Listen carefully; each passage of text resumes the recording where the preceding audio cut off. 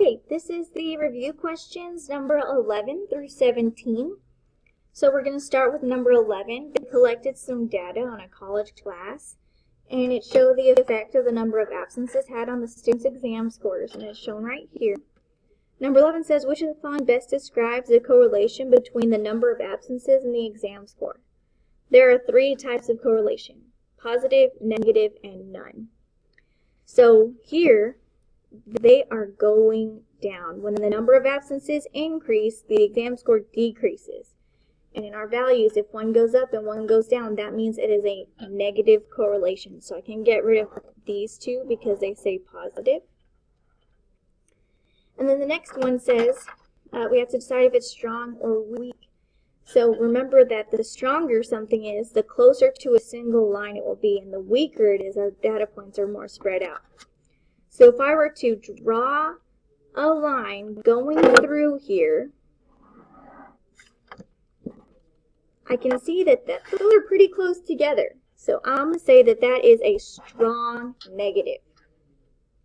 Okay. Number 12 says, using the data from the scatter plot, approximate what a student's exam score would be if he had been absent 6 times. Well, here's my number of absences. I'm going to go over to 6. Here's the line of best fit I drew, and that's a 75. So my answer is B. Number 13, which function represents the arithmetic sequence shown in the graph? Now these are written the same way as y equals mx plus b, except they have them flip-flopped. So the number attached to our letter is going to be the slope. So these, from 24 to 21, that's going down 3. And 21 to 18, that's down 3. So my slope is actually negative 3. And they use the letter n. And then they also say f of n equals. So I know that this part has to be a minus 3n because it's going down. So I can get rid of a because that is a plus. Now this part is going to be our y-intercept, which is where it crosses this axis. Well, I know it can't be 4 because that's all the way down here. So it cannot be B. And then I had a lot of students say, oh, well, Miss, it's 24 because that's 24. Oh, that is 24, but this is the y-axis, and it does not cross at 24. So if I were to go backwards, we would add 3. So 24 plus 3 is 27. So my y-intercept is going to be 27. So that answer is C. Number 14 says, write the following in function notation. Function notation is just a fancy y equals. Okay, which means we only move this part. This is the name of the function, and this is the actual function. So we're just changing its name, okay? So you can use any letter. F of x equals 3x plus 200. You can say g of x equals 3x plus 200. I can even say r of x equals 3x plus 200. So the only thing that changes is the name. So this is what has to change. You don't do anything to this except write it down. Number 15. Given the following arithmetic sequence, identify its critical attributes. It says -9, -6, 3, 0. Identify the common difference, D. That means how much does it go up or down each time? Well, -9 to -6 is not -3, because that's getting more positive. Okay, so I would add 3 to each of these.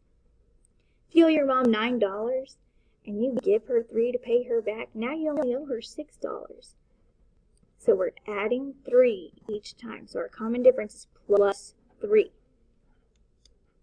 For B, it says identify the term when n equals 3. Well, now that's just making it into a table. And we're numbering our terms. 1, 2, 3, 4. So this is saying when n equals 3, that's saying the third term. So 1, 2, 3. Oh, it's -3. This one says identify the term when n equals 2. Oh, so that's the second term. So 1, 2. Okay, it's -6. Awesome. Now, what is n when the term value is -3? So what number in the sequence is -3? So first I find -3. Oh, okay, here it is. Now I figure out what number it is in the sequence. It is third term. So n equals 3 when the value is -3. And then we list the next 4 terms in the sequence. So what we keep doing is adding 3. So 0 plus 3 is 3. Plus 3 is 6. Plus 3 is 9. And then the last one is 12. So those are my next 4 terms in the sequence. Find the common difference first term and 0 term of the following sequence. Okay, that's not so hard. Don't freak out. Common difference is how much it changes. We already talked about that. The change. Okay, so 425 to 1, I know it's got to be going down. So I'm already going to put d equals negative something. Now I'm going to figure out, okay, 4.25 minus 1. Oh, it goes down 3.25 each time. So it's going down 3.25. Okay. Now my first term is the first number in the sequence. Okay, we call that A1. The first term is also written like this. It's whatever number comes first. And that is right here, 4.25. We don't have to solve anything, we just have to identify it. The 0 term is what comes before our first term. So 0 is also written A sub 0. And this one we do have to figure out. We have to do the opposite of whatever our pattern is. So each time we go down 3.25, to go before we have to add 3.25. So in my calculator, I'm going to do 4.25, because that's my first term, plus my common difference, which is 3.25, and I get 7.5. So my 0 term is 7.5. Alright. And number 17. Evaluate the function f of x equals negative 20x plus 14 for f of -5. Now when they write something in function notation, they usually write it f of x. But here, they replace that x with a number. So we do the same thing in our function. We put that number in for this x. So I'm going to rewrite the whole thing,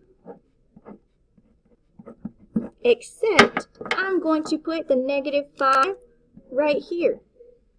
And now I solve. I can do it in the calculator or I can do it by hand. Okay, I know that -20 times -5 is positive 100, and then I add 14, so that gives me 114.